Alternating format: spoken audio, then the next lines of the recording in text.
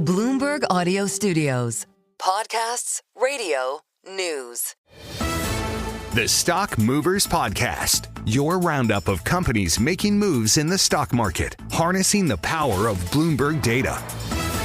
Let's see where the action is under the hood. We can do that with Denitsa Sekova, cross-asset reporter for Bloomberg News. She joins us live here in our Bloomberg Interactive Broker Studio. Denitsa, what are you looking at today? Let's start with the United States Steel. We saw a drop as much as 10% earlier today. Now some of the losses are fading. Still a very bad day for the company. It comes after President Trump said he doesn't want to see the steelmaker owned by a Japanese company. Of course, there has been so much back and forth with the supposed acquisition of Nippon Steel.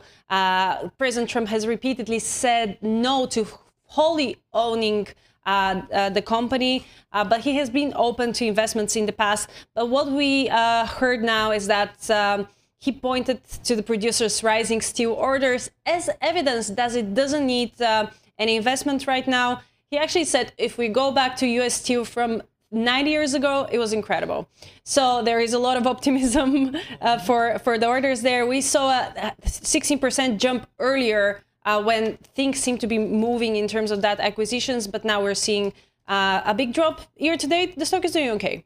Yeah, and there's a lot of debate on will U.S. Steel be okay? I mean, a lot of analysts say they'll be all right at the end of the day. Let's go to Nike. Oh my gosh, the whippiness of these shares was crazy. You get the stock now down by 10% despite this tariff pause. Yeah, every morning I go and look at Nike because I think for That's me, a fair point. Yeah, I think it's the proxy of where the sentiment on tariffs is. We saw a massive gain yesterday, big drop today, as we said. It's kind of become a symbol of that corporate fallout from tariffs. Yesterday, we obviously had the pause for 90 days. We saw a massive rally.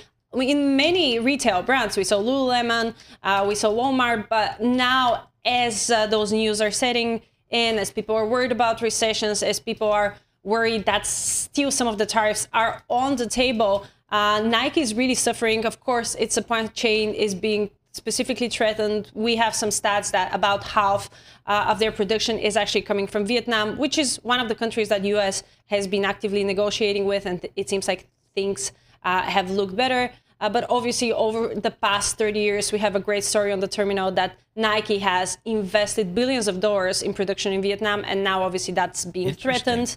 The stock is down nearly 30% year to date. Even yesterday's rally couldn't lift it up enough to improve that. Constellation Brands, booze. What's happening? Yeah, but it's up on the day. It's coming off the news of downbeat guidance.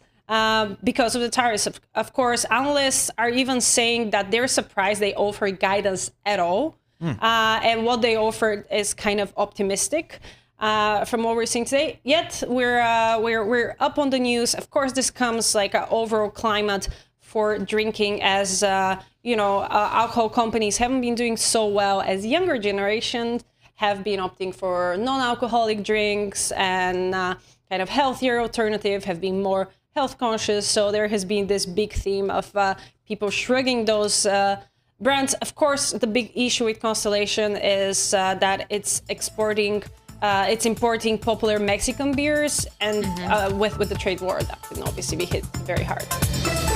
The Stock Movers Podcast from Bloomberg Radio. Check back with us throughout the day for the latest roundup of companies making news on Wall Street.